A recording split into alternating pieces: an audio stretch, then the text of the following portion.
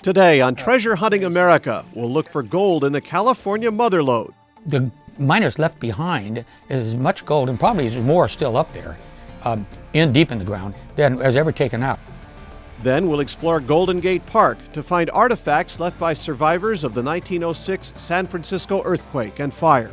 We find coins from the 1800s to the early 1900s in that park. And finally, we'll comb the beaches in Southern California for gold, silver, and ancient treasure. Finding 12 or 15 gold rings in a day, it really is amazing. I sometimes don't believe it. It is amazing. All coming up on Treasure Hunting America.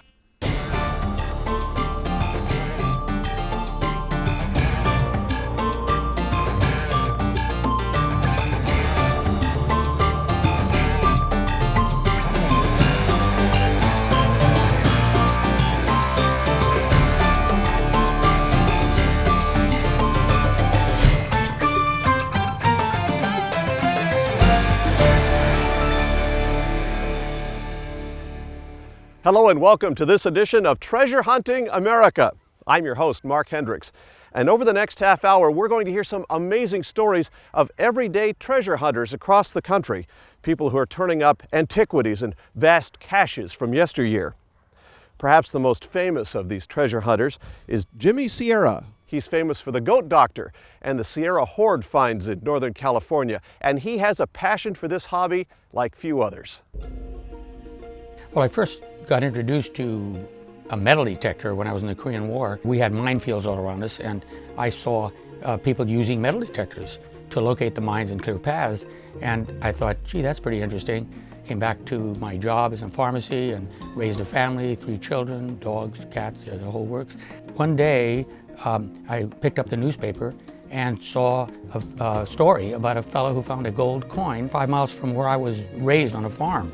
So I called him up on the phone, and at first he was apprehensive, but he warmed up and told me which detector he bought and took me out and showed me how to use one, and that was the end of my pharmacy career. I started selling them in my pharmacy, and about 3 years later, I said, that's it. I'm just going to sell the pharmacy, start doing metal detecting full time. Just 2 years after retiring, Jimmy Sierra made a name for himself by hunting after a treasure legend called the Goat Doctor's Hoard. On Halloween 1980, I think it was, I dug up a old Wells Fargo bag. It was rotted out with 2,200 silver coins, mostly silver dollars. And at the time, silver was very high.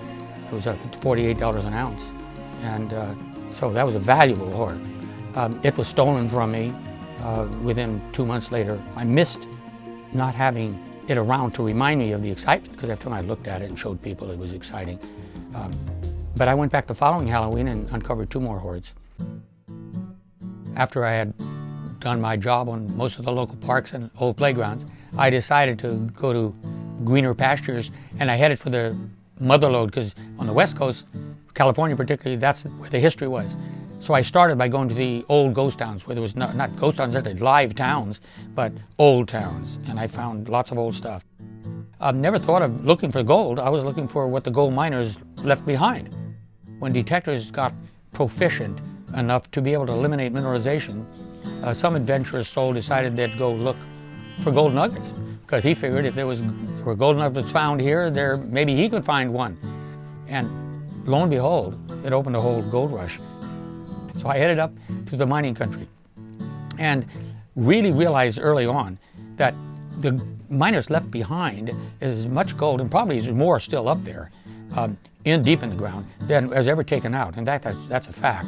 But they left behind a lot of gold because they didn't have metal detectors. Even the Chinese who mined were so thorough, couldn't see under the ground, and they couldn't see through mud. And I found a 20-pound piece of quartz with 2.5 pounds of gold in it. I think if a Chinese miner had his hands right on this rock, which had one hunk of gold about the size of a silver dollar sticking out of it, and it was so covered with mud he didn't even look, he threw it on the pile, luckily, and left it there for me. Some of this gold in streams that we've hunted are very small, because the water and rocks have beaten that gold to pieces, and it becomes gold dust. We're not going to run out of gold. There's plenty of gold if you have the energy and the interest and the main thing is get there before somebody else does. That's the key.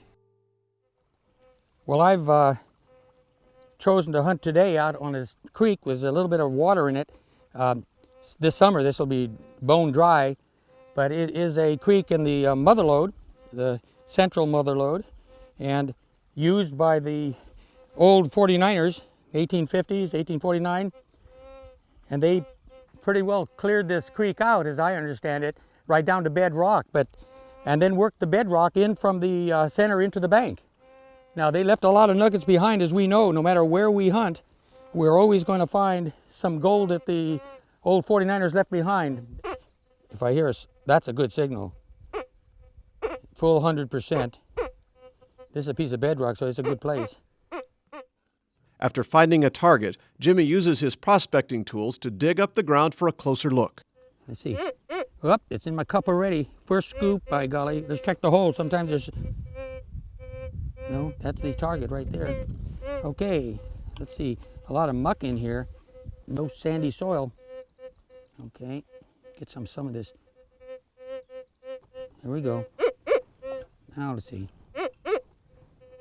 Never throw the rest of it away. It could be more than one target. That's what we got to go for. Still in my cup. Whoa.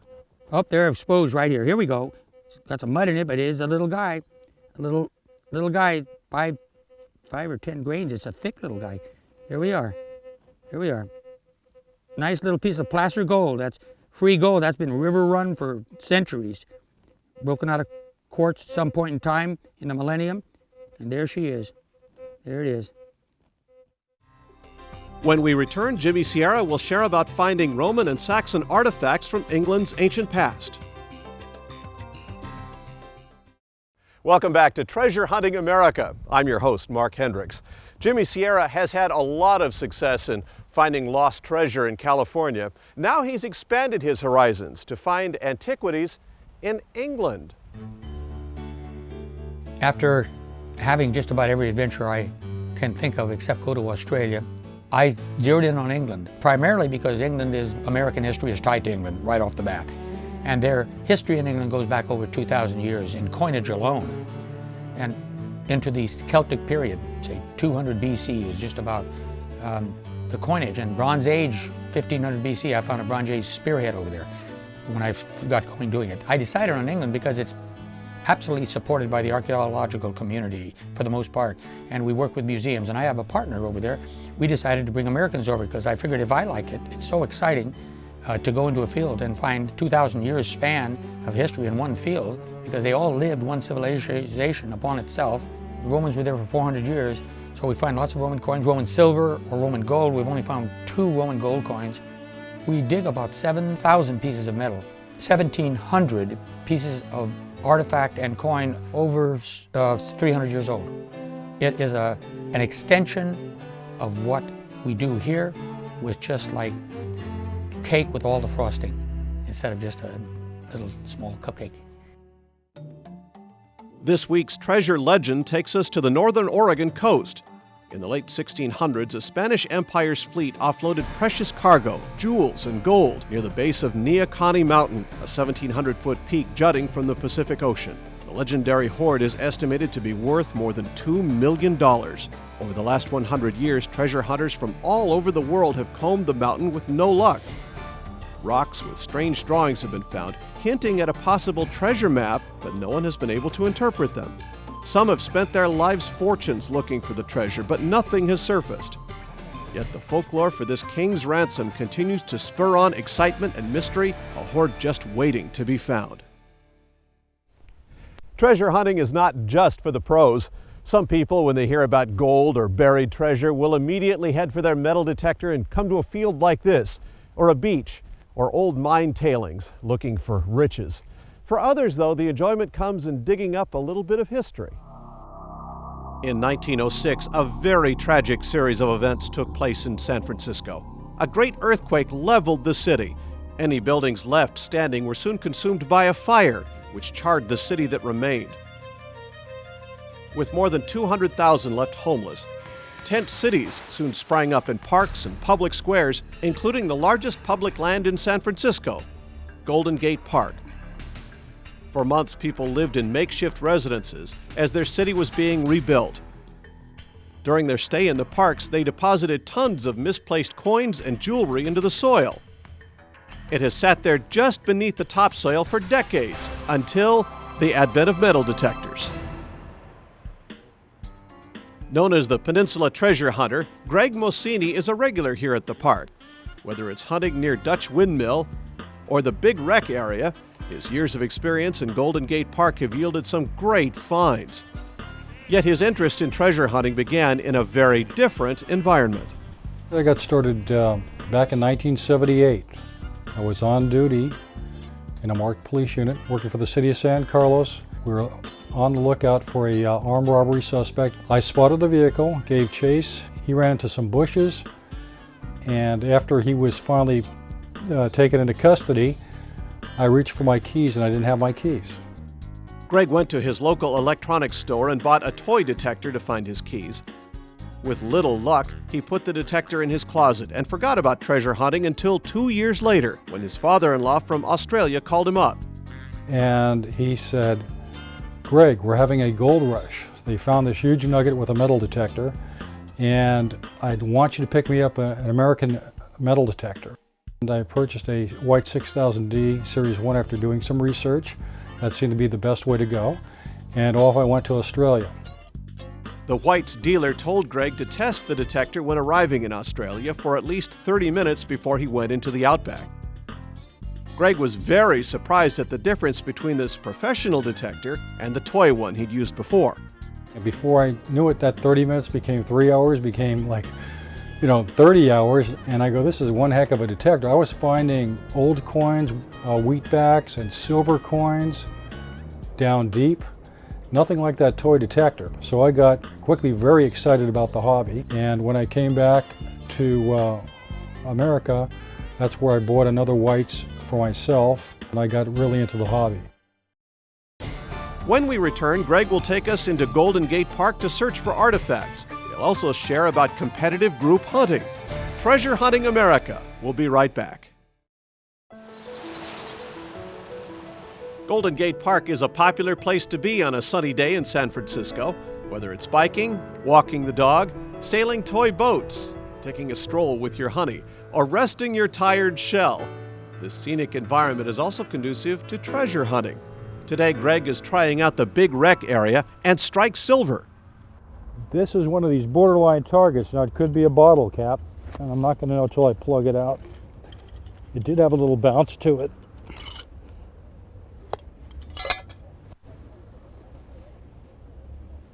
Okay, unsuccessful. Let me double check it with my bullseye pinpointer. Still down there a little ways.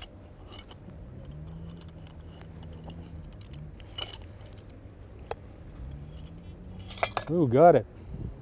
Break the plug apart. It's there. I'm going to dump the rest in the hole.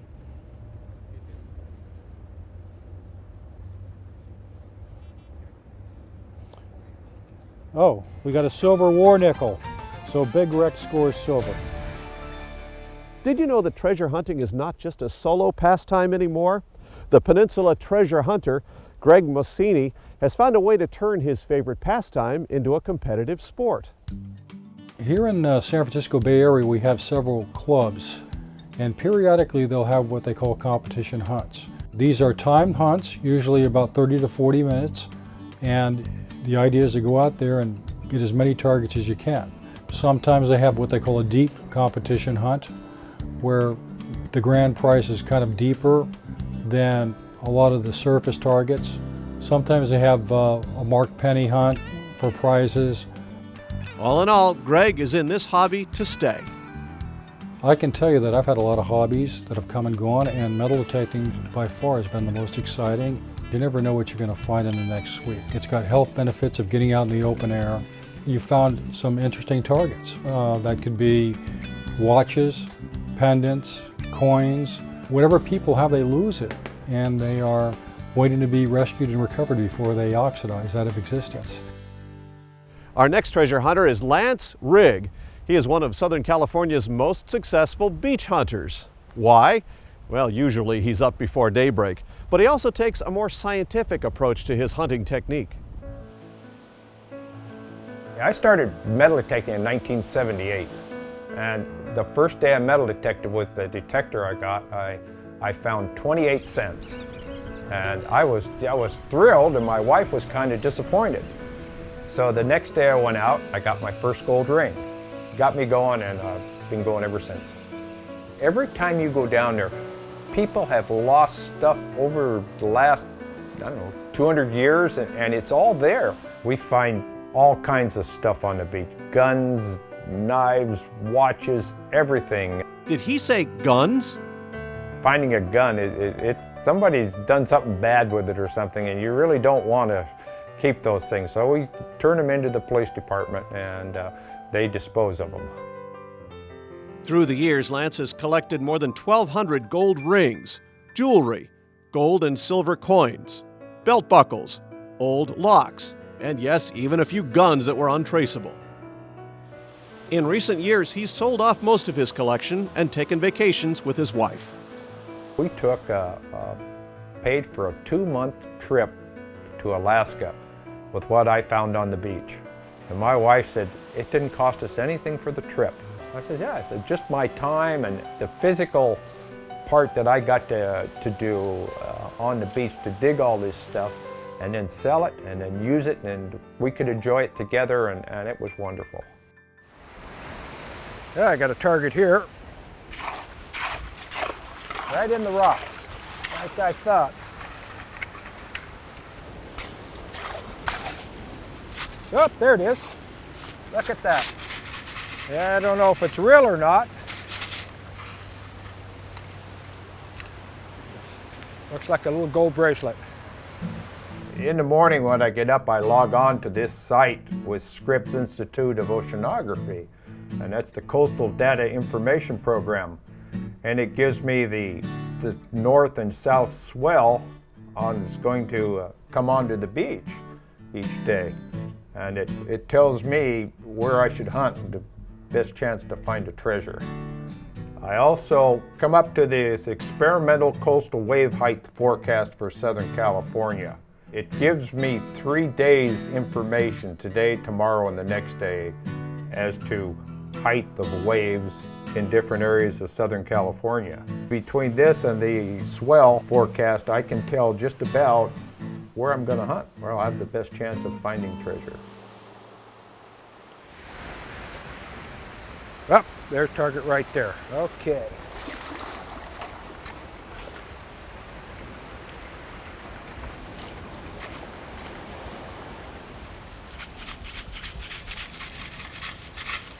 Oh, yeah, here it is. It's a quarter.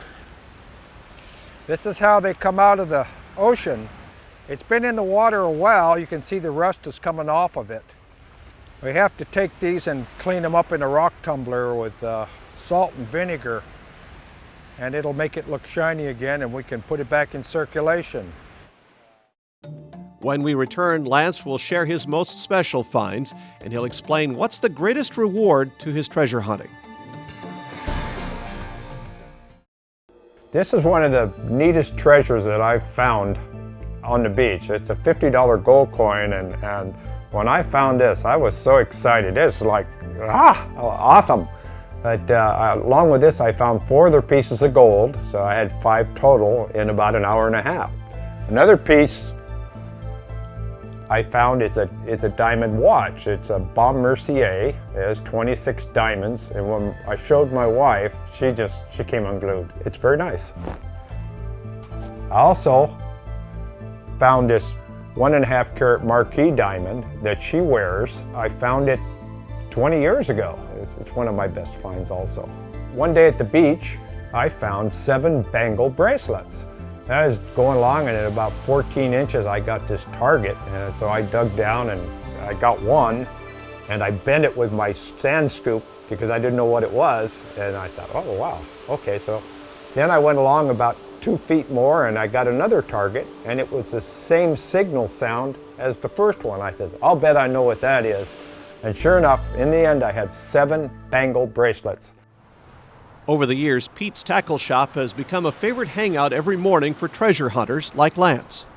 Well, it got to be a central meeting place for all the guys, and now when somebody finds something, they come into the shop and they show everybody, and they don't have to advertise what they find or where they find it, but if they want to show it off, they have somebody there that will watch them, and it's cool.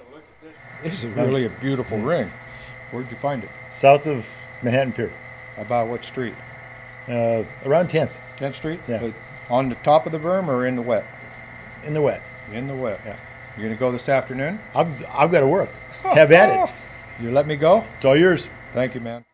Each year, thousands of rings, just like this one, are lost on the beaches of America. Lance Rigg knows this, and he hunts for these with a vengeance.